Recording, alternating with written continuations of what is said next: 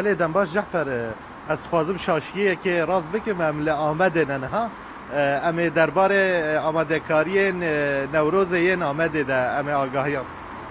بله لنوروز آماده کاری داوین نوروز جهاتن کرم روفت کاره بیجه ایدی قادا نوروز و آمد جبو نوروزا 21 آدار 2015 آماده آگاهیه که بالکشه تشته که بالکشه لناوند آمد همو اوتل بصادی سات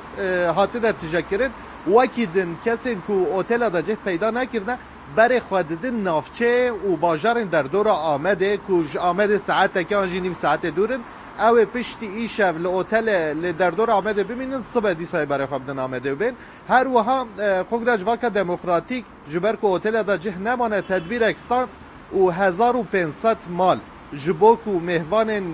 تدر ندیتنه لی بمینن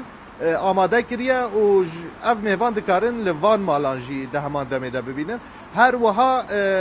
جبو و گواستنا خلکه برنا خلکه جبو قادا نوروزه گلک اتوبیس خط نوا باجر ین رویتی هاتنه وقتاندن و به حق به پربلاش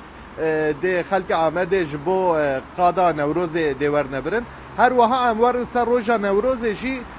ده پیام عبدالله اجالان یاره بره پکه که ده نوروز دواره خواندن خالا هری گرین که یا هری بالکش ده نوروز آمده ده 2015 ده اف خاله هر وها ده حبو هدف کنگرس واکا دموکراتیک ده به همو هفسروکن خواه بشاره داره و پارتی به همو هفسروکن خواه ده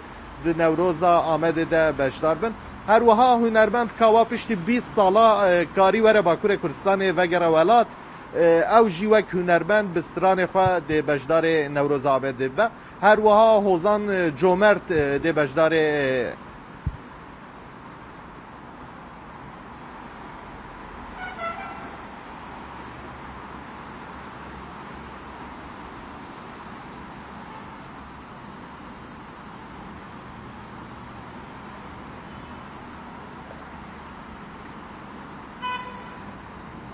بله جالیه گلک چاپمنین ترکیه یم باکور کردستان و جی او یک وک نوچه لزگین هات داین و هات آماجه کرن کو پیشی